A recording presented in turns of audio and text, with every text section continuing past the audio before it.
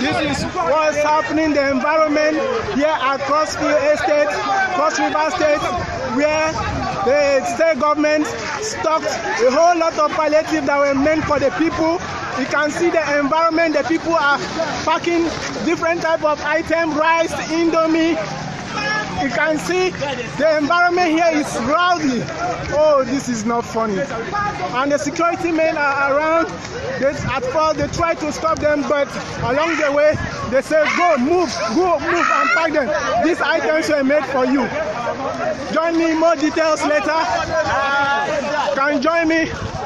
Follow me as I take you inside the warehouse. A whole lot. So many persons are packing.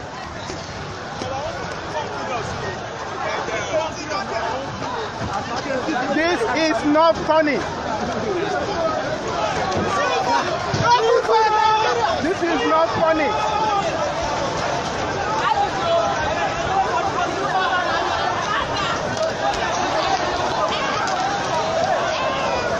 This is what you can find in Cross River State.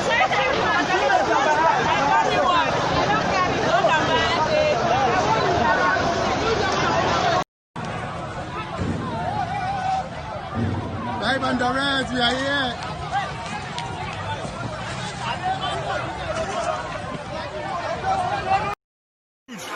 Jesus Christ. Then, we don't be carrying this one finish. See this guy. See our government. And we they suffer.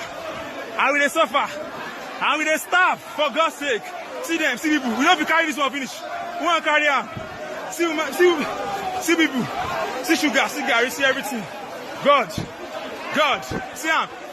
Which more? I don't know. 100 more is not. You know, go better for una papa. Better for una papa. Me open here. Carry me. Make them see me. I won't need that. I won't need that. See where they store good. See him. I won't need that.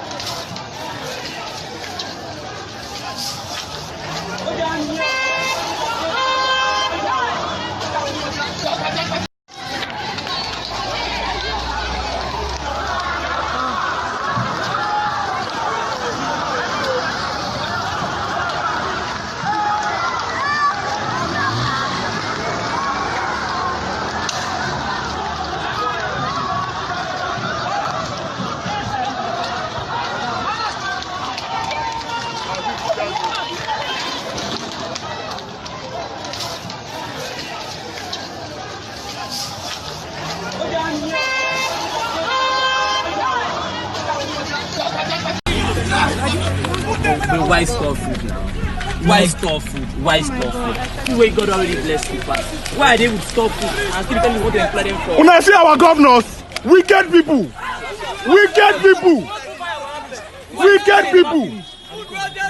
Use the whole state, oh. Whole state. Wicked people. Wicked people. Make una pack. Carry your palettes, oh. Pack your palettes. Pack am na your right, na your own. Yes. Take am. Wicked people.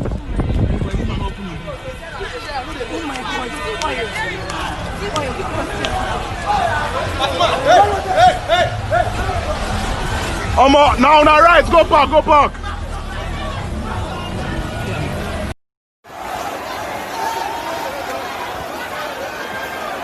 Seafood, le kota lo ni de, wallahi, le kota o. E ma bo, le kota o. O da ipo, wallahi, wallahi. See them. Everybody is carrying. Even military too, they carry. Are you seeing them? Now they are. Oh God, Nigeria. Well, me, I've already carried my own, no. Hey guys, I'm in pains. Like, our governments are wicked, though. Hey God, I can't imagine the food stuff, palliative meant for you and I. Since how many months was kept away? For what exactly? I don't know. Since May. And they didn't distribute any shit to anybody. It's painful. I mean, it's painful. And the thing that is even paining me right now is that place, that warehouse is not near my house. It's not near me at all. If not, I would have gone there and packed rice, because as I'm talking to you guys like this, one seed of rice like this, no day my house. So tell me why I will not go and pick rice or carry rice, spaghetti, noodles in that place yesterday. Ha!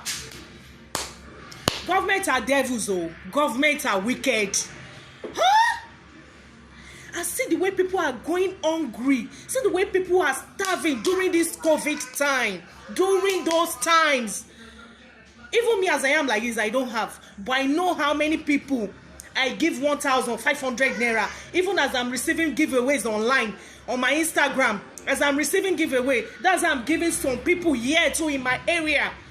Some people even came to our house to ask us for food. Can you reject such? Can you? Even when you look at your own situation, you feel like, your own is still even better than some other people out there. The starvation. And you people kept all this food away from us. Do you guys know how long that warehouse is? How big it is? And I'm happy. In fact, the person that discovered that place, in fact, your reward is in heaven. The person that discovered that place. And I trust my people now. If you say trust my people, they have emptied the place. Now, what would they have to say about it? What would they say happened that they are not able to share the food? They are not able to share it to people. I don't want to rain curses on them, because the curses that people have rained on them for the past 2 days, if curses work faster, all of them would have been dead by now.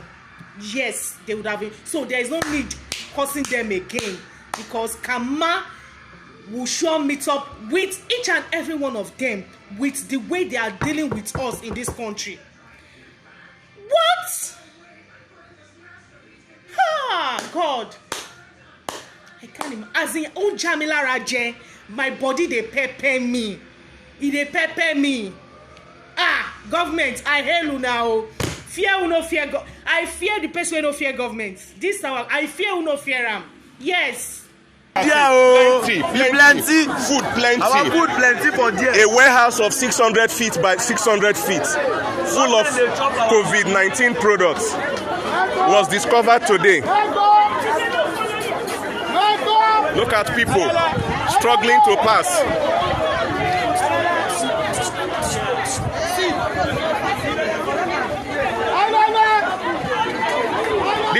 This incident has been going on since 7 a.m. As I speak with you, sources say the warehouse has not gone off. Palliative that were supposed to be given to people during the COVID-19 period was hidden away. in a warehouse, and Nigerians were dying of hunger and starvation. Look at this man struggling to survive. Can you imagine? Look at him. Something that is supposed to be brought to his home. This thing for the past 2 hours. Look at it. It is still full. You mean?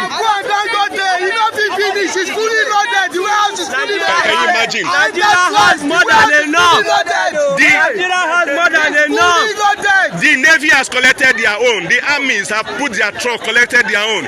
Immigration, custom, last man. And the warehouse has not gone half. The warehouse has not gone half.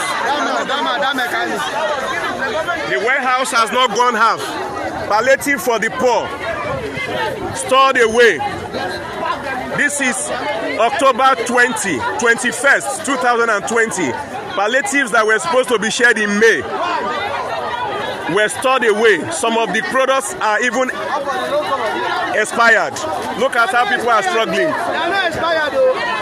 2021. No, some of you see. They never expired. 2021. You see people are struggling. You see. Look at it. Another way I'll see there for Ikeja. Another way for Ikeja. Lagos State. Look at it. Not for sale. Not for sale. They stored it. Look at it. Not for sale. They stored it. Wait. Let me see the pack. Now see. Look at it. COVID-19. Not for sale. COVID-19. The poor are suffering, and they stored it in a warehouse. Look at people passing through canal just to survive. Hunger in the land. A sachet of tomato, 120 naira. Look at people struggling to survive.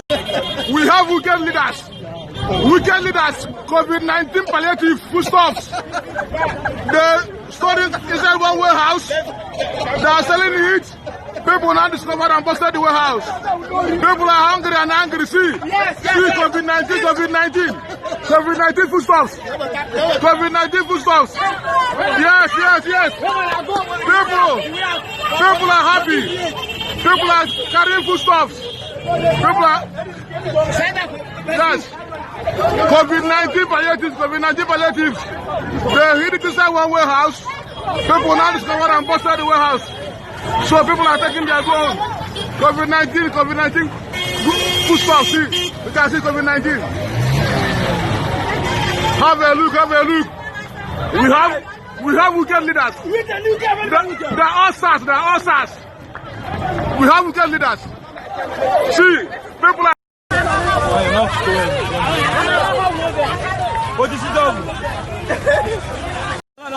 COVID-19 palliatives.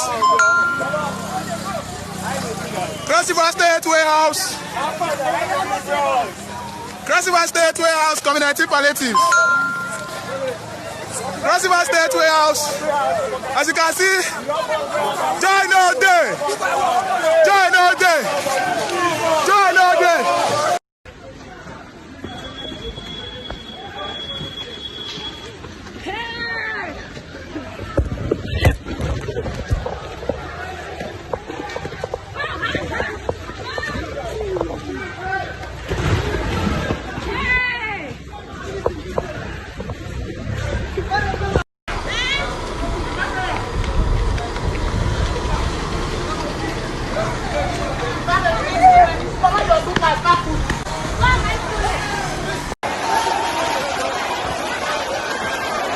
Seafood, le kota lo ni ede, wallahi, le kota o. E ma bo, le kota o.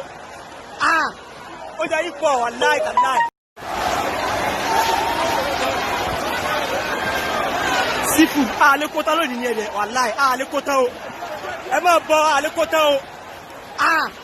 O ja yi po, wallahi, wallahi. Our palliative wey government carry go high. Our property be the government no wan show us joy. For government dey do. Ayare no try. Make them comot am.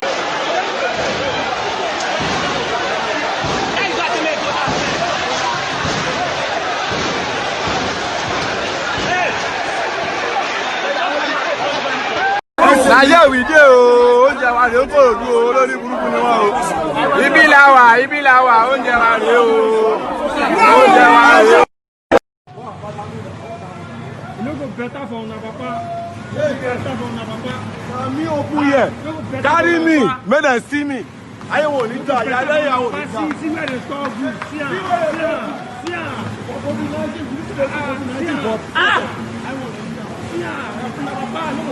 Your father, my brother, your father. I see you, I see you.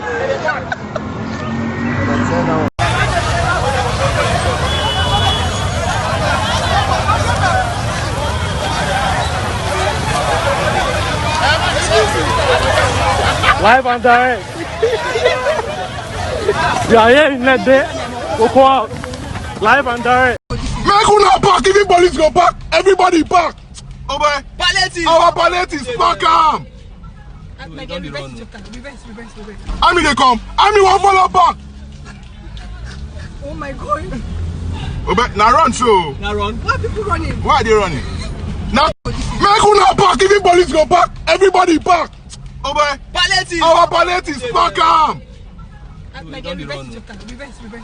Army they come. Army won't follow back. Oh my God. Obe, now run so. Now run. Why are people running? Why are they running? Now.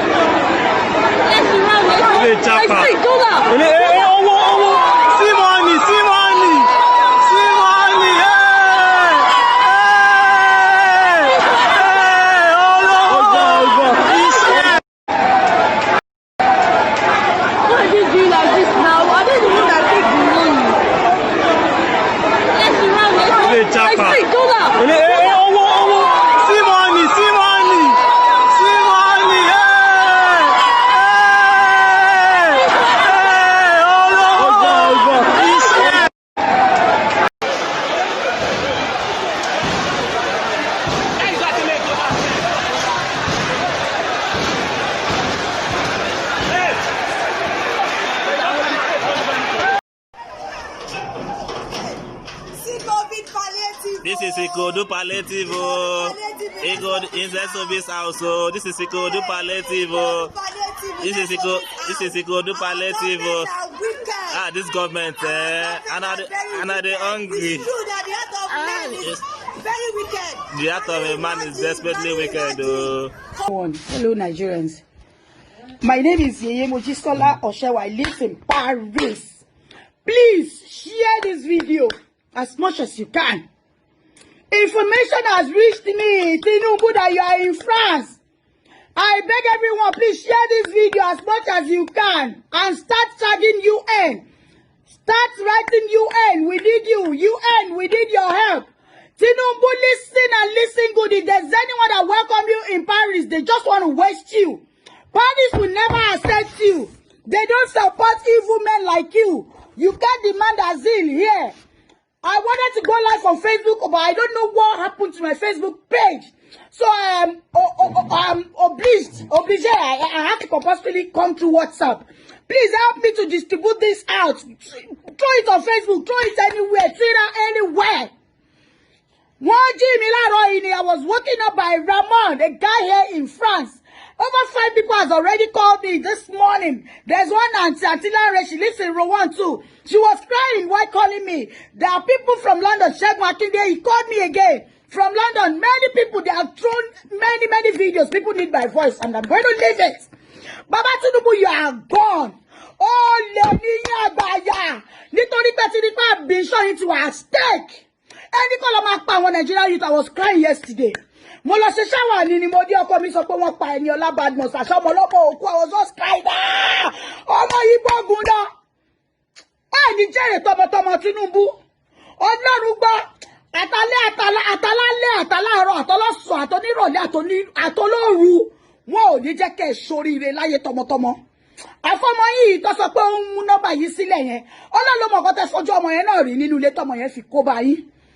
Ọlọ́lọ́mọ ojú ń tẹ́ fojú ọmọ yẹn rí tó fi kó bá yín. Kí ló dé ṣe fẹ́ dọlọ́wọ̀n ọba ní ẹgbẹ́ Ṣadé mélòó lọ́jọ́ orí Ṣadé ẹni kó máa jẹ̀yà lọ́jà. Ṣóhun nìkan ní àwọn ẹgbẹ́ Màmí Àbíbátù wà ń bẹ̀ fi wọ́n jẹ̀yà lọ́jà ẹni kó mọ̀ yẹn lọ máa jẹ̀yà lọ́jà. Ẹ̀yin tàtàtàtà tó gèètì ṣé Lagos State níbi tó gèètì ni.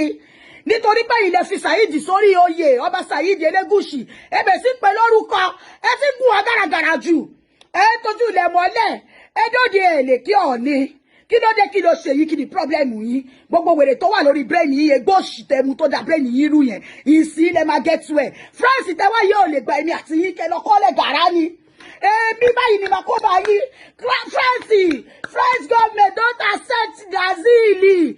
Bola Tinubu, il faut pas accepter son asile. Il est mauvais, il est tueur. Apààyàn ni yín wọ́n ní accept asile yìí. Ibi tẹ́wá yìí gọ́gọ́gọ́gọ́, ó máa látọ̀, ó máa níyọ̀. Ó máa lọ́rọ̀ ló máa bá yín fi máa gé sí. Ibi tẹ́wá yìí kò ní rọgbọ fẹ́mi àti yín. Ẹ ṣẹ̀ṣẹ̀ bẹ̀rẹ̀ ní o. Ilé ògbà báyìí ọ̀nà ògbà. Ló ń ṣa ewé ara àgbà. Àṣìlọ àṣìbọ̀ báyìí. Òun ní ilẹ̀kùn àgọ́rọ́dì. Bẹ́ẹ̀ ṣe jẹ́ kí n lójú oorun látàná yẹn tí mo sunkún títí àwọn ọmọ mi wà traumatized báwọn ọmọ yóò ṣe ní ìfọ̀kànbalẹ̀ tọ́ọ̀ ní lójú oorun nìyẹn ẹkún náà máa sùn àtàárọ̀ yín àtọ̀sán yín àti ìrọ̀lẹ́ yín àtàlẹ́ yín ẹ̀ ní ìfọ̀kànbalẹ̀ lórúkọ Jésù gbogbo ń tẹ́wá sí àárọ̀ ọjọ́ àti ọ̀sán àti ìrọ̀lẹ́ àtàlẹ́ yín kójọ lójú yín báyìí náà ló máa run o Sanwó-Olú ìwọ káre ń tiẹ̀ sórí pé o ti kó bá ìyá ẹ̀ wọ́n náà ti lọ sùn lé ìyá ẹ̀ ẹ̀yin yóò tẹ́ gbọ́dọ̀ stop ẹ ò gbọ́dọ̀ stop. It's a pity that I'm not in Nigeria. Ìjà yìí ṣẹ̀ṣẹ̀ bẹ̀rẹ̀ ni o. Please tag everybody. Ṣé rí pé mo sì sọ few weeks ago nígbà 1st October wípé a nídìí bọ̀dá Sunday Igboho sẹ̀ a nídìí Ààrẹ Ọ̀nà Kakanfò ẹ̀yẹ́ pè wọ́n Aláàfin ti jáde kàkà kí bá mi Aláàfin jáde ọ̀rọ̀ Bádírá náà sọ kiri láìpẹ́ yìí few months ago wọ́n lọ rú Bádírá sá lọ ìyàwó bíi méjì fẹ́rẹ́gẹ kí ló kọ́ wá pẹ̀lú gbogbo yẹn ṣọ́tọ́ọ̀sì ṣọ́ka lójú yín wọ́n ti lọ gbọ́ pa àṣẹ ọba of Lagos wọ́n bọ̀ wá kó ti yín náà báyìí ọ̀ní ṣébi ò sọ fún yín kàkà kẹ́yìn náà dá sí kàkà kẹ́ fi voice yín kún kàkà kẹ́ ẹ̀bẹ̀ àwọn ọmọ yín bẹ́ẹ̀ ṣe ju Olúgbò lọ lẹ́ máa sọ káàkiri báyìí Olúgbò kò yẹ yín náà lẹ nítorí ẹ̀ní lè ṣe gbàgbọ́ yín ìjà ṣẹ̀ṣẹ̀ bẹ̀rẹ̀ ní o tí pààyàn tó ṣe rí pé ojú tì yín àbí kò tì ṣé ojú tì yín àbí kò tì bọ́n yín àwọn ọmọ tẹ́ ń pa wọn lọ àwọn ọmọ tẹ́ ń pa wọn kúrò wọ́n ṣe sit down we will not go ṣọ́tánìsì ṣé wọn tún ti jí wọn tún ti bẹ̀rẹ̀ president yìí tẹ̀ mọ̀ pé ó níṣòro etí èyí sí ilé tí yẹ ṣẹ̀ṣẹ̀ máa gbádùn ìsí ni igi wèrè tó ti gbé tí ẹ̀ láti ọ̀run wá sóbìlì fóun lágídí ni ṣọ́tán wọ́n ti dìde nìyẹn they have started the youth have started and they will never stop nǹkan tó ṣẹlẹ̀ gangan tó ń ṣe ní gbogbo àwọn Ivory Coast tó ń ṣe ní Iran tó ń ṣe ní every other country Nigeria is already fucked up ṣọ́tán nìsín àìmọye ibi tó ti sun lẹ́kọ̀ọ́ wọ́n ti sun banks wọ́n ti sun toll gate kí lè fi toll gate ṣe Tinubu Lagos to Lagos àbí kí ni àjà Lagos to Lagos I grew up in Lagos so like I used to say kí lè ṣe toll gate fún pẹ̀lú ẹ̀ ló yá àwọn èèyàn àbọ̀ wọ́n fi ilẹ̀ sí tara yìí ni wọ́n fi ilẹ̀ sí tara yìí ni ipò kẹ́mọ́ wọ́ọ̀rì gbogbo ẹ̀ náà ló táwọn lọ́rùn àṣẹ̀yìnwá àṣẹ̀yìnbọ̀ kò tẹ́ yín lọ́rùn ojú kòkòrò ọ̀fọ̀ olè tẹ́jà gbogbo wàhálà tẹ̀ṣẹ̀ títí tẹ̀sán lọ Canada ẹ̀ tún ti ń sá kiri nísìn ẹ̀ tí sàtó ṣe fẹ́ gbọ́ ewé orí omi ò kì í nísinmi Tinubu Jagaba ò ní nísinmi láàárọ̀ ò ní nísinmi ọ̀sán ò ní nísinmi ìrọ̀lẹ́ ò ní nísinmi alẹ́ ò ní nísinmi tọ́lálẹ́ bá ní kó dá fún Tinubu aláàárọ̀ ò ní gbà fún ìwọ náà rí ọ̀ọ́bí 2023 ń tó ṣe fún bàbá Ọbásanjọ́ ṣó o padà gbẹ̀sán ẹ̀ báyìí lórí ara ẹ̀ tóró ọ̀rá gbàfin ṣó ti ríbi tó padà yọrí sí fún ẹ̀ o ò lè débẹ̀ kó o kú o ò lè débẹ̀ ò lè jà sí ìlú ibi tó tẹ̀ wọ́ọ̀sì ló ti wá ìtorí France ò tẹ̀ fẹ́ wàhálà French don't want problem so French tó tẹ̀ wá yìí kò lè bí ẹ kò lè fẹ́ mọ́ ẹ rárá àfi kó yá sápamọ́ o nítorí èmi kí n sọ fún ẹ gàrà mo ti rí kí àwọn tó máa wá jojú ẹ tó bá bí ẹ kú kó dárúkọ bí tó wà sí wa tábà níwájú ẹ lálejò ìwọ sá kúrò lé ìwọ wá sọ̀rọ̀ lórí fóònù ṣé mo lè play voice mail yẹ mo lè play voice mail yẹ It's almost true. Can you imagine? Nílùú tó ti fẹ́ the president, you are saying you are not the one that ordered Lekki, but you saw what happened in Lekki. Why don't you come live? Why don't you go out and say one or two things? Tó bá ìlọ Lekki yẹn, tó bá jẹ́ wọ́n dàgbà gidi, Tinubu tó bá jẹ́ wọ́n dàgbà dáadáa, tó bá ìlọ Lekki yẹn, bẹ́yìn ọmọ mi mo ti dé. Ó dá yẹ ẹ̀ṣẹ̀ bí bó bá ṣe wò yín. Àníkẹ́yẹ jáwọn mo ti gbọ́. Má bá yín dá sí a máa tún ṣe. Gbogbo ń tẹ́ ń sọ náà láti gbọ́. A máa tún tò. Ṣótọ́! Ẹ̀yin ìbọn pa ọmọ ọlọ́mọ. Ẹ ṣe fáyà. Bó ṣe fáyà ọmọ ọlọ́mọ, ẹ máa fáyà yìí ẹ̀ wọ́n fáyà ẹ̀ràn ìdíràn ẹ̀. Ṣé bó náwọn ọmọ tiẹ̀? Ṣebí tó bá ti lọ, wàá ṣàkó wọn lọ sọ́run. Ìjọkọ̀jọkọ̀ ṣebí o máa díjú ìtò òní làmọ́. Ṣebí ìjọkọ̀jọkọ̀ o máa paná jẹnẹrétọ̀ yìí tó ń mí lára ẹ̀ yìí tí ò ní mímọ́. Tó bá ti ń lọ báyìí kó yá káwọn ọmọ ẹ̀dá ní lọ ni o. Kó o káwọn ọmọ ẹ̀dá ní lọ ọ̀run ni. Nǹkan tó lè favour ẹnìyẹn. France tó wáyìí, èèwọ̀ ni. Ṣé wọ́n lọ ní kó lọ gbẹ́bọ sí French embassy? Ṣé wọ́n lọ ní kó gbẹ́bọ lọ sí French embassy? Ìwọ ló gbẹ́bọ lọ French embassy. Ẹbọ ẹ ò lè fi kó lè gbà. Kò ní yẹ̀wò àtàwọn tó gbẹ́bọ lọ sí French embassy. Ọlọ́run gba ṣẹ̀ṣẹ̀ bẹ̀rẹ̀ ẹja ní o. Wí tẹ̀ṣẹ̀ lánàá yẹn ní ṣe bẹ́ẹ̀ mọ̀. UN come and help us. French come and help us. We need help. We need help. Nigeria need help. Mo ti sunkún ti sún mi. Mi ò ní sunkún mọ́ ní ìsìn àná for àná ìdí ẹja jọ fèsì ara wa. Ẹ jẹ́ ká jọ fèsì ara wa ìkànnì yìí. Ẹ ta títí ẹ̀ṣẹ̀ bẹ̀ sí ní tababishi. Mo dé kò ní last year ẹ tabish. Ẹ ń gbowó káwọn èèyàn tó lọ gbatẹ́gùn Ọlọ́run. Kó tó lọ sétí odò etí omi. Omi tẹ́ ẹ̀ mọ́ bó ṣe débẹ̀ Ọlọ́run ló dókun. Ẹni kọ́ máa sanwó tíkẹ́ẹ̀tì torí Ọlọ́run. Bí Tinubu kí ló fẹ́ fowó ṣe? Kí ló fẹ́ jọ fowó ṣe? O kò jọ yẹ irú mọ́ lè ṣù.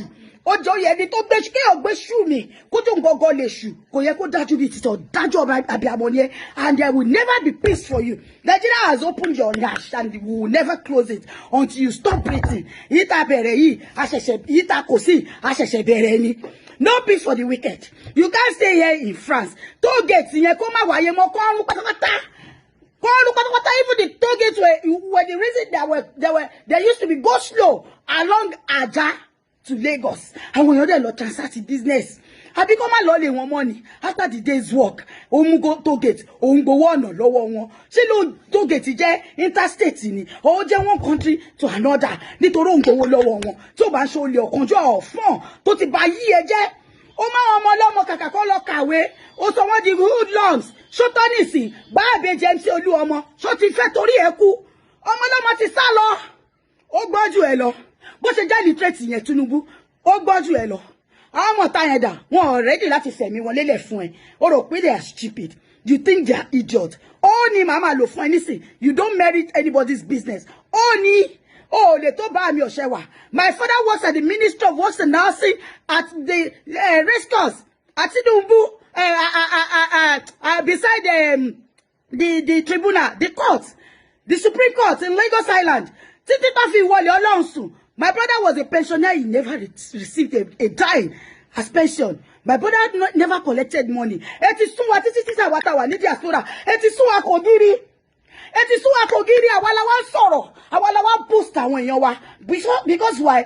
We're seeing everything. We knew that you people knew what you're doing. A mọ̀ pé ìkàlẹ̀ ṣe fáwọn èèyàn wa. Àwa la wá boost àwọn èèyàn wa nísìn. Àwa náà wà ní dúró kó dá ìjà yẹn jà. Èmi ń bọ̀ lé láìpẹ́. Tí mo bá rọ́nà mo ń bọ̀ lé. I will come and lay my voice. Because ẹmọye tí Western Union gbà láti all over the world in abroad. Owó ò lè jáde láti Nigeria lọ anywhere but láti outside ó ń wọ Nigeria. Ẹmọye other people tó ti ṣí ni lẹ́yìn apart from Western Union. AC wà ń bẹ̀, World Remit wà ń bẹ̀ and so on and so forth. Tó ń gbowó lọ́wọ́ àwọn èèyàn tó wà everywhere in abroad. Ara ni wá we can't stand it anymore. We can't take it anymore. Ẹ̀yin youth ẹ má wọlé o. Ẹ má wọlé. No retreat, no surrender. Ṣẹ́rí ìta bẹ̀rẹ̀ yìí lórúkọ Jésù a máa rí òpin ẹ̀. Ẹni máa kú lóòótọ́ á kú ṣùgbọ́n ẹni tó máa kú á kú. Wọ́n wá gbádùn. Wọ́n wá jẹ ọbẹ̀ ẹ̀gúsí tí wọ́n fi oró tó fi ìpọ́njú omi ẹ̀jẹ̀ omi ojú tó fi ṣẹ́ wọ́n á farabalẹ̀ jẹ̀gúsí ẹ̀. Ẹ̀ta títẹ̀ ń ta orí ọ̀fẹ́ Ọlọ́run. Babish sórí ọ̀fẹ́ Ọlọ́run kí lẹ ń kó àwọn irin ẹ kó irin jọ sí Babish ẹ fi barricade Babish ó wá di pé àti wọ inú ibi tí àwọn èèyàn kò tẹ̀ lè jókòó sí àwọn èèyàn lè ta drinks náà wọ́n lè ta gala wọ́n lè ta meat wọ́n lè ta rice wọ́n lè ta anything beverages àbóúnjẹ They can sell that and take money, but not the access. Tinubu, you are a wicked man. You are a wicked man. And no peace for the wicked. Ẹ jọ̀ọ́ bá mi share video mi. Ẹni tó bá mọ̀ ẹ bá mi jù sí. That he has many hatred in